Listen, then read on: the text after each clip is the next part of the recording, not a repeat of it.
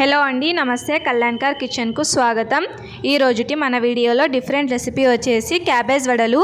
ఈ వడలను చలికాలంలో అయినా వర్షాకాలంలో అయినా ఏదైనా వేడివేడిగా తినాలనిపిస్తే నేను చెప్పిన క్వాంటిటీతో క్యాబేజ్ వడలను చేసి పెట్టేయండి. ఈ వడలను పిల్లలైనా పెద్దలైనా చాలా ఇష్టంగా తింటారు. కాబట్టి సింపుల్ వేలో క్యాబేజ్ వడలను ఎలా ప్రిపేర్ చేసుకోవాలో ఈ వీడియో ద్వారా తెలుసుకుందాం. ఇక లేట్ చేయకుండా క్యాబేజ్ వడల తయారీ విధానంను చూసేద్దాం.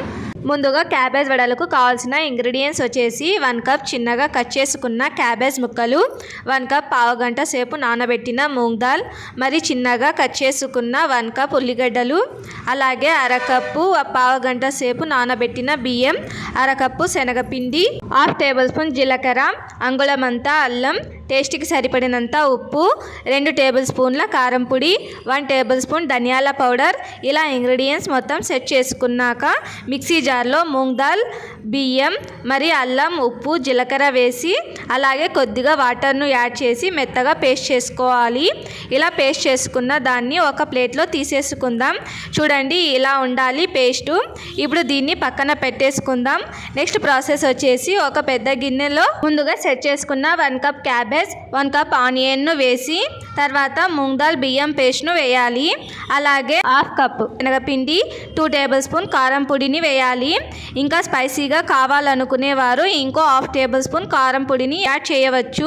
తర్వాత 1 టేబుల్ స్పూన్ ధనియాల పౌడర్, 1/2 టేబుల్ స్పూన్ వంట సోడాను వేసి బాగా మిక్స్ చేయాలి. చేతితో అయితే బాగా మిక్స్ చేయవచ్చు కాబట్టి చేతితో మిక్స్ చేయాలి. ఇప్పుడు ఇందులో వాటర్ యాడ్ చేయాల్సిన అవసరం లేదు, ఎందుకంటే మనం పేస్ట్ చేసుకున్న బియ్యం మూంగ్ దాల్లోనే యాడ్ చేసాం కదా, అందుకే వాటర్ వేయకూడదు. మీకు కానీ వాటర్ తక్కువ పడితే వాటర్ యాడ్ చేసుకోవచ్చు. నాకు మాత్రం వాటర్ యాడ్ చేయాల్సిన అవసరం లేకుండా పిండి కంటెన్సీ సరిగ్గా ఉంది కాబట్టి నేను వాటర్ యాడ్ చేయడం లేదు. ఇలా పిండి మొత్తం కలుపుకున్నాక దీనిపై ఒక ప్లేట్ వేసి పక్కన పెట్టి వడలను ఫ్రై చేసుకోవడానికి ఆయిల్ను హీట్ చేసుకోవాలి. డీప్ ఫ్రైకు సరిపడినంత ఆయిల్ను వేసి స్టవ్ను లో ఫ్లేమ్లో ఉంచుకొని ఆయిల్ను హీట్ చేసుకోవాలి.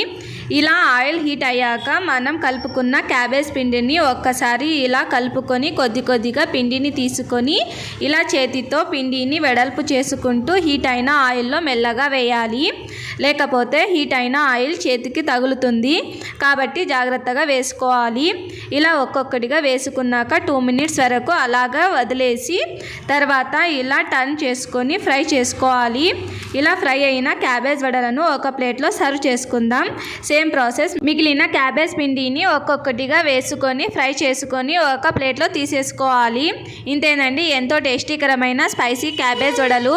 మీకు మా వీడియో నచ్చినట్లయితే ఒక లైక్ వేసి మీ ఫ్రెండ్స్కు షేర్ చేయండి. ఇలాంటి మరిన్ని డిఫరెంట్ రెసిపీస్ కోసం మా ఛానల్ను తప్పక సబ్స్క్రైబ్ చేసుకోండి. అలాగే పక్కనే ఉన్న గంట సింబల్ను క్లిక్ చేయడం వల్ల మేము అప్లోడ్ చేసే న్యూ డిఫరెంట్ రెసిపీస్ మీకు నోటిఫికేషన్ ద్వారా వస్తాయి. Thanks for watching.